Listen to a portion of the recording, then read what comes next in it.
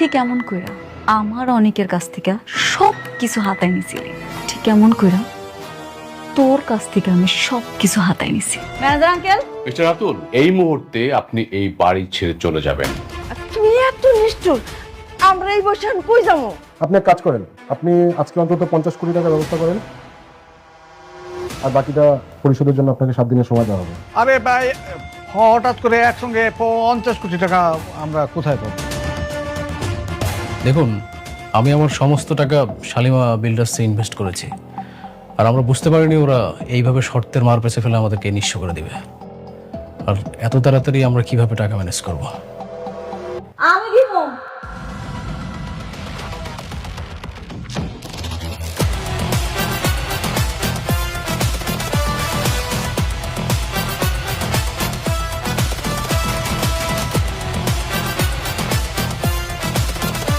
হ, একদম ঠিক শুনছেন, আমিই দিব আপনাকে টাকাটা, কিন্তু তার বিনিময়ে আমার একটা শর্তও আছে। আরে বোমা, তোমার জন্যই তো সবকিছু হইতেছে। তুমি যদি রাতুল বাবাজির এই যে কন্ট্যাক্টগুলি ক্যান্সেল না করতা, তাহলে তো আর এই ঝামেলা হইতো না। তুমি এখন কি চাও? আপনাকে ওই বাড়িটা,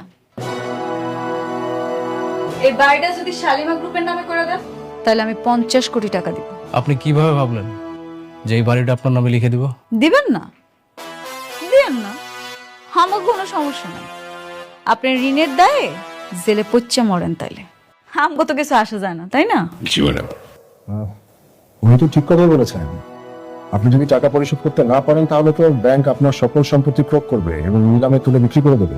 আরে বাড়িঘর সব নিয়ে নিলে আমরা থাকবো কোথায়? রাস্তায়। আপনারা রাস্তায় থাকবেন, ওইটাই আপনাদের জন্য উপযুক্ত জায়গা। এখন কোন আপনার শালিমা গ্রুপের নামে এটা লিখে দিতে চান নাকি চান না? বুঝতে পারছিস? এই সঞ্জিত, হ্যান্ডটা পড়া। আপনার দাঁড়ান, আমি লিখে দিচ্ছি। বাহ, বেশ। ম্যানেজার আঙ্কেল, ম্যাডাম, বুঝতে পারছেন তো কি করতে হইব? ক্লিয়ার।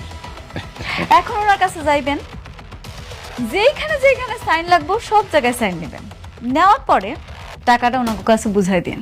জি ম্যাডাম। রাতুল সাহেব, আসুন।